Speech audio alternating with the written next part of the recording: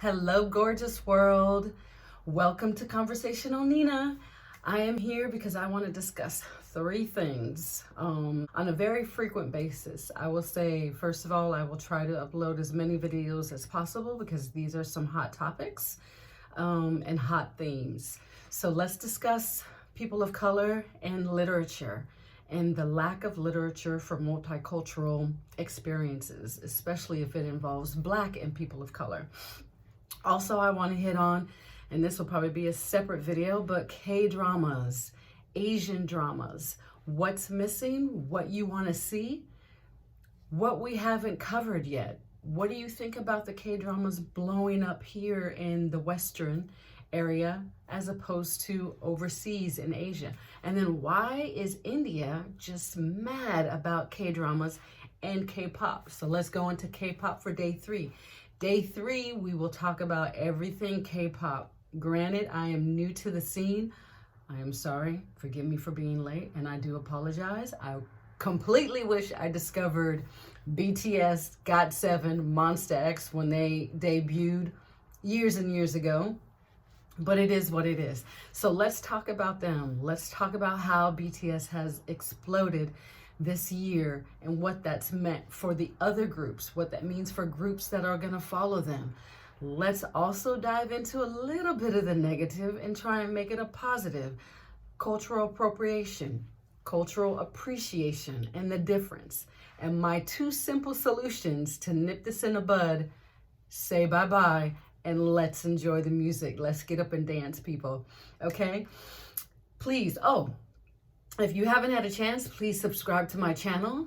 As you know, I am brand new. The past videos that you will see will be all little workout videos. I am keeping those up only because that was a slimmer, trimmer me that was running miles and miles, and I can't wait to get back to that person, which then brings me back to K-pop because that is my second workout every other day to help get the weight off. But we'll talk about that more in another video.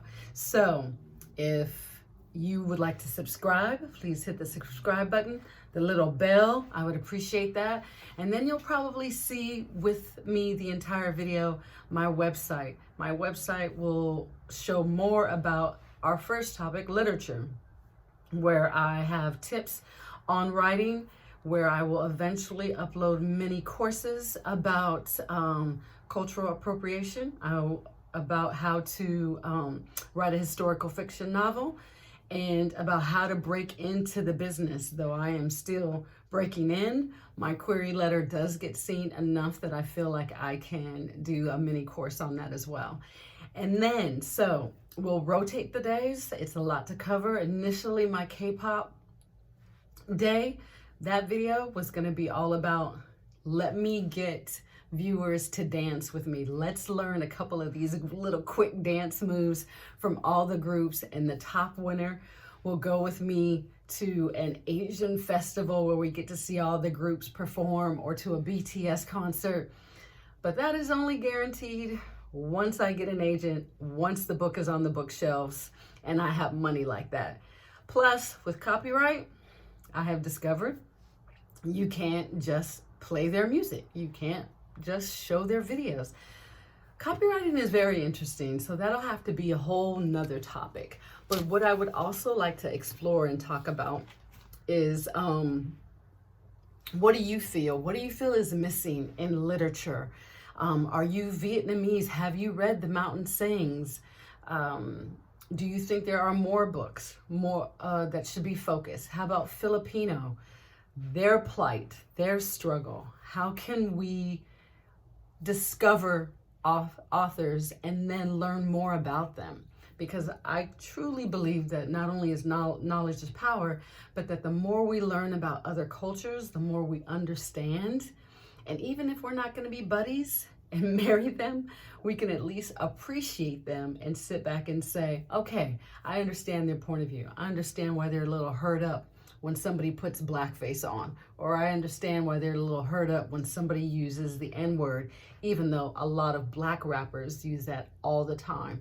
At least now you understand. Sometimes it is very hard, and I understand that if you don't live in the States, that you don't understand the depth of racism here. But that can be solved, and that can be solved by simply reading, but then also by just having a conversation. So let's have that conversation. Let's see how we can work together to bring Black and POC stories to life, to bring more of them on the forefront, to let publishers and agents know that I want to read those stories too. And if they know that you want to read the stories, and you're in the Philippines, and somebody else is in India, and somebody is in South Korea, and somebody is in Okinawa, then it helps writers like me and other writers of color get published. And that's what we need to do. So that is my dream for this channel.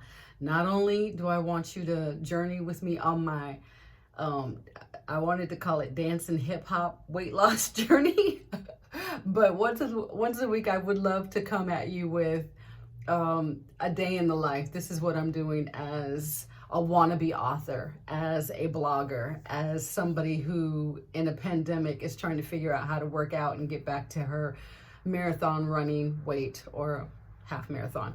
And how we can get more books out, how we can color up the industry, how we can just teach each other to appreciate each other's culture without there being a lot of negativity towards it, and how we can just enjoy the music that we like and love. I will say I am kind of stunned that I like K-pop so much, but not really. I feel like it is the Western music that we have here, the pop, the R&B, the hip hop, without so much cursing. Is that probably the best way to say it? That it is cleaner music. And I think that that stems from the Asian culture of just presenting themselves in the best possible light ever. So that is my channel. This is who I am. Welcome to Conversational Nina. Let's get it started. So first off, literature. And here I have Hotel on the Corner of Bitter and Sweet by Jamie Ford. Now this is an older novel, so you should be able to find it maybe even in a secondhand store. I doubt it's that old. It has sold over 500,000 copies. The author is Jamie Ford. He is half Chinese, and he took a lot of his characters, his friends, from people he knew in his youth. It is on 2 separate timelines. When he is young, around 12, I think he's 12 and 13, and then he's older at almost 50. Yes, right around my age. So this is a great book that can let you know and enlighten you about the, I don't want to say the conflict between Chinese and Japanese, but it gives you a little bit of background of why they might not have always gotten along, and why during World War II, there were some Chinese individuals, especially this character whose parents put on a button, "I am Chinese," so that he wouldn't be mistaken for Japanese and sent off to an internment camp. So a lot of history packed in here, but more importantly, it is a beautiful love story. I cried at the end. I was so happy at the end. And this book is a lot like the book that I am working on getting representation for, the book that I feel that is needed in the world and people would love, and people would say, oh my gosh, I had no idea that Southern migrators came into Little Tokyo, took it over for 3 years, renamed it Bronzeville, had jazz clubs popping up on every corner, and were working hard in every industry you can imagine. But when the Japanese came back, there was no racial war, as which the media would like you to believe, but instead, the blacks welcomed them in, gave them back their homes, or I shouldn't say gave them back their homes. There was a bit of a fight there, but that is more detailed in my book. We were once here and then we were gone. I would say look for it in your bookstore in the next year or two, but I think once I get an agent, it'll probably take at least 2 years, but it is coming. I can feel that agent, he or she, is looking at one of my drafts and knowing that it is the perfect time to share Ben and Naomi's story. But if you would like to know more about them, I have a little snippet on my website. Please check it out. I will eventually do an anthology with 1 or 2 excerpts of that story along with other writings that I have. So if you are interested in that as well, please subscribe, please comment in the comment box. Otherwise, I will see you tomorrow when we will talk about, and I have no idea even where to begin because there is so much I would like to talk about with K-dramas and K-pop that I'm going to figure out where to begin because there's so much going on that I would like to talk about, so much in the world that I would like to talk about that will bring me back full circle to these K-dramas. And I would love to have your opinion, especially if you think, what do you think is missing in K-dramas? Are you represented? Please do tell me, let me know. Because if you are a writer, a screenwriter, if you are an actor, you should be watching those so that you can figure out how to put yourself and your culture on television as well. So until we meet again, Mata Amade, or I think it is Mata Amade, Japanese. I have Japanese family in Okinawa. So I am learning, but it is a slow process because Japanese is very hard. So thank you so much. And until we meet again, Mata Amade. Bye, everybody.